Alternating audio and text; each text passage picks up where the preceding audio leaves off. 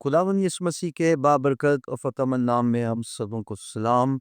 मैं pastor David खुदाम का कलाम आपके साथ शेयर करना चाहता हूँ।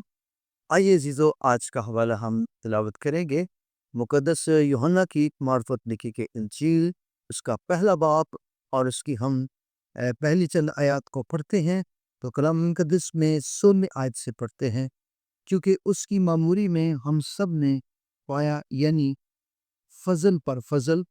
इसलिए शरीयत तो मूसा की मार्फत दी गई, मगर फजल और सच्चाई यीशु मसीह की मार्फत पहुंची। खुदा को किसी ने कभी नहीं देखा, इकलौते बेटा जो बाप की गोद में है उसने उसको जाहिर किया। आइए अजीजों, आज हम खुदावन के कलाम पर गौर करें।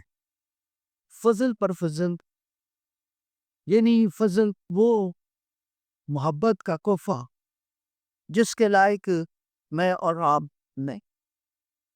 ये खुदा की मोहब्बत इंसान और खुदा के दरमियान हमेशा जो एक दीवार रही, वो कौन सी थी?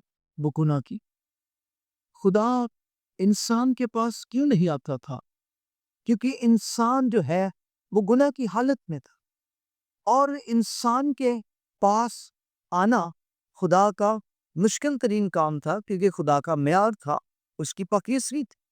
हम पुराने अहदामों में देखते हैं खुदावंद मूसा से पहाड़ों पर मिलता था, और वो कभी जमीन पर नहीं आता था, और या तो वो अहद के सदूक पर जाहिर होता था। मुख्तलिफ जगहों पर हम खुदा की मौजूदगी देखते हैं, और कलाम मुक़द्दस में यह देखते हैं कि खुदा को कभी किसी ने नहीं देखा था। इकलौते बेटे ने खुदा को क्या किया? जाहिर किया। सो हमने खुदा के कलाम में पढ़ा कि उसके कलमे से सारी चीजें तख्लीक हुई, वजूद में आई, और यीशु मुजस्सम हुए, पैदा नहीं हुए। यीशु मसीह जो है वो रूह कुद्स की कुदरत से पैदा हुआ। मुकद्दस मरियम से कहा, तुझ पर रूह कुद्स साया करेगा, और तू रूह कुद्स की कुदरत से हामला होगी। और यीशु मसीह का जो पैदा होना है बगैर बाप के, ये पेशन गोई थी। और खुदा के कलाम में लिखा है यीशु औरत की नस्ल से पैदा, और ये पैदाइश की किताब की पेशन गोई पूरी की गई। और गलतियों के खत में उसके चौथे बाब में जो औरत की नस्ल से पैदा, तो यीशु मसीह की जो पैदाइश है दुनिया में मुनफरिद है। खुदा को कभी किसी ने नहीं देखा।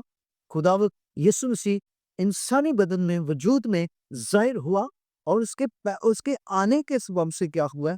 दुनिया को एक बहुत बड़ा मौका मिला फजल से कि वो अपने गुनाह की माफी मांगे, ताकि खुदावन उनको निजात बख्शे। सो गॉड ब्लेस यू। खुदा आप सबों को बरकत दे। आमीन।